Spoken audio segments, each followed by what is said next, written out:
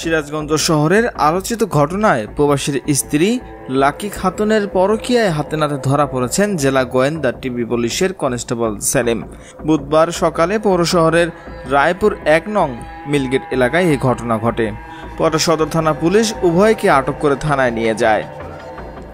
স্থানীয় সূত্র থেকে জানা যায়, প্রায় ২ বছর ধরে প্রবাসীর স্ত্রী লাকি খাতুনের সঙ্গে অনৈতিক সম্পর্কে জড়িয়ে পড়েন কনস্টেবল সেলিম।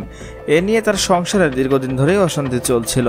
সেলিমের স্ত্রী মৃত্যুর সন্দেহ হলে বুধবার সকালে তিনি লাকির বাড়িতে গিয়ে স্বামীকে হাতে নাতে ধরে ফেলেন। এ সময় ঘটনাস্থলে চাঞ্চল্য সৃষ্টি হলে এলাকাবাসী ৩৩ নম্বরে ফোন করেন। খবর পেয়ে দ্রুত সিরাজগঞ্জ সদর থানার পুলিশ ঘটনাস্থলে গিয়ে পরিস্থিতি নিয়ন্ত্রণে আনে এবং সেলিম ও লাকিকে থানায় নিয়ে যায়। এ বিষয়ে সিরাজগঞ্জ সদর থানার ওসি আহসান আলী বলেন, আমরা ত্রিপুল এর ফোন পেয়ে ঘটনাস্থলে পৌঁছাই। উভয়কে থানায় নিয়ে আসা হয়েছে। ভুক্তভোগী বা কেউ লিখিত অভিযোগ দিলে আইনগত ব্যবস্থা নেওয়া হবে। দর্শক, একজন পুলিশ হয়ে যদি এই ধরনের কাজ করতে পারে তাহলে সাধারণ মানুষ কি করবে? এই পুলিশ কনস্টেবলের কি শাস্তি আপনারা আশা করছেন?